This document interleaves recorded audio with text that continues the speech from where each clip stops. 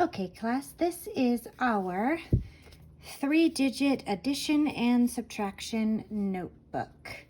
So what you're going to need for this is you are going to need a piece of blank paper or a piece of colored paper. It doesn't matter. This is going to be your front cover here and back cover.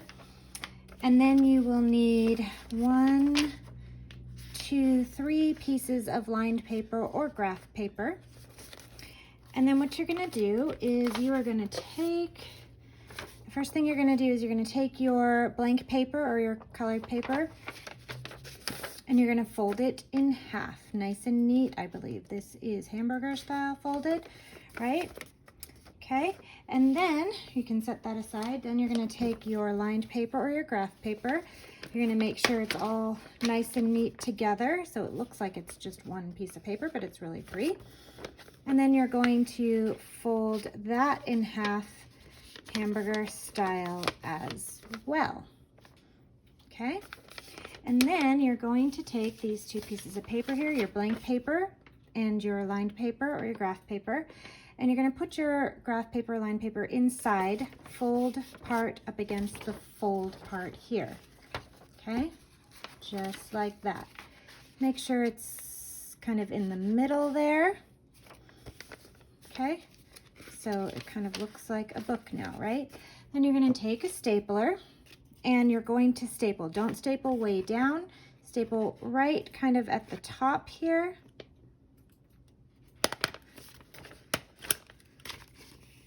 Kind of at the top, and then you can staple the sides as well.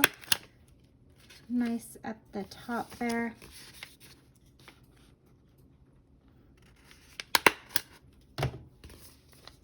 So it looks like that. And now you'll see you have a nice little book here. Okay.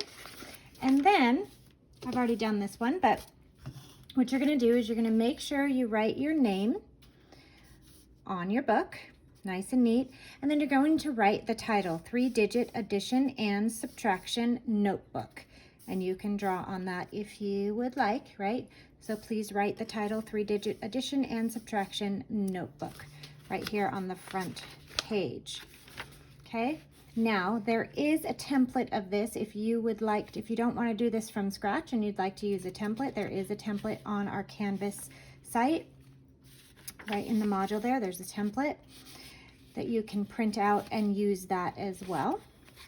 Okay, so what you're going to want to do then is you are going to want to get another piece of paper, just maybe a scrap paper, maybe fold it in half, because when you write on this, you don't want the marker to bleed. But I suggest you write in pencil first and then outline it later after you're done, and write nice and neat. So if you put the scratch paper right there and then write, so your first page here, and you're going to want to follow this exactly here, is modeling. Okay, so you're going to write modeling right at the top. And you can pause the video at any time if you want to take a closer look at what we have here on this page. Okay, you're going to write modeling. The second thing you're going to do is go around halfway down the page here and draw a line, because you're going to have an addition section and a subtraction section. Okay, you can always kind of just fold this in half like that and then draw the line where the crease is too.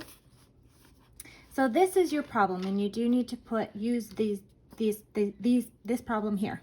Okay, so it's 365 plus 124, and we're going to model that. So you're going to need to write hundreds, tens, and ones and model it out. 400 plus 80 plus 9 equals 489.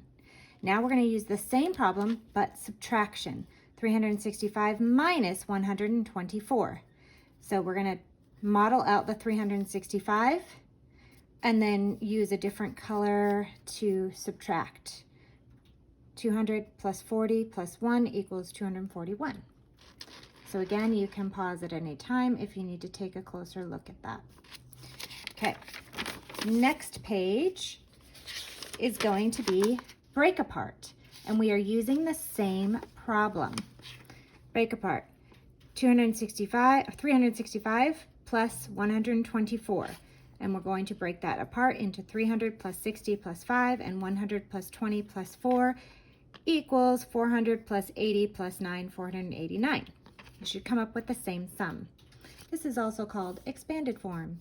Then you're going to use the same problem, but subtract. 365 minus 124, 300 plus 60 plus 5 minus 100 plus 20 plus 4, right? And you are going to subtract now as you go down each row, right?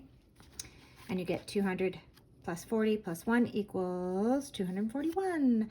And that is your difference there. And again, you can pause at any time to take a closer look and copy this down. If you're using the template, you just have to fill it in.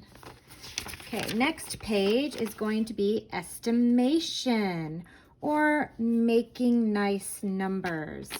Okay, so you're going to write the title estimation using the same problem here, 365 plus 124, and your subtraction, which is 365 minus 124. So to subtract, we're going to use our hundreds place to turn these into nice numbers, or estimate, right? So 365 becomes 300, and 124 becomes simply 100, and we come up with a sum of about 400. Now when we're subtracting, 365 becomes 300, 124, we just look at the hundreds place, becomes 100, and we subtract 300 from 100, and we get about 200, okay? All right, the next page, we're going to change our problem around, right? We're going to be doing regrouping and modeling. So now we're going to model, but we're going to have a different problem so that we can show regrouping. Okay, so we have 263 plus 129.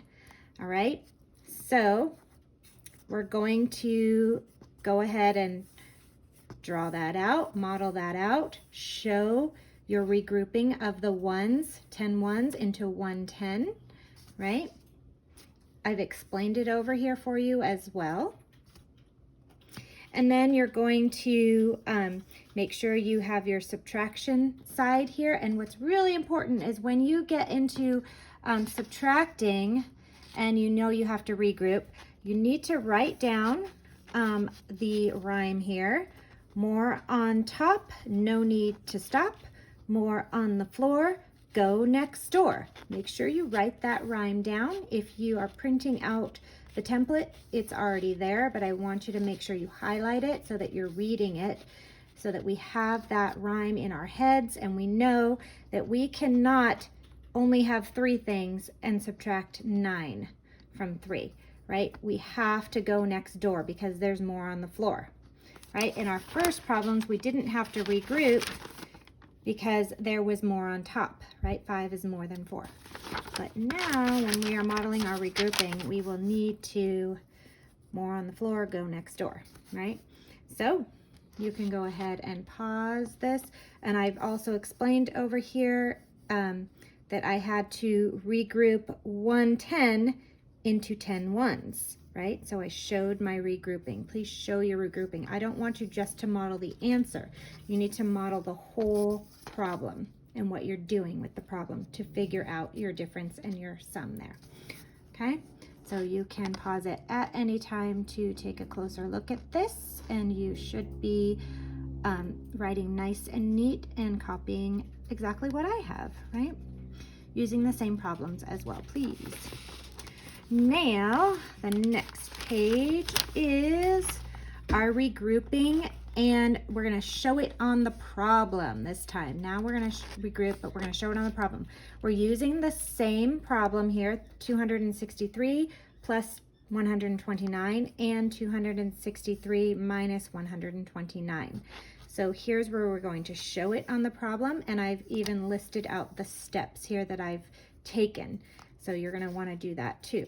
Explain your steps that you're taking in A, B, C, D order here. And again, make sure when you're subtracting, you write out our rhyme if you're using the template, it's already written out for you, so highlight it and read each word. More on top, no need to stop.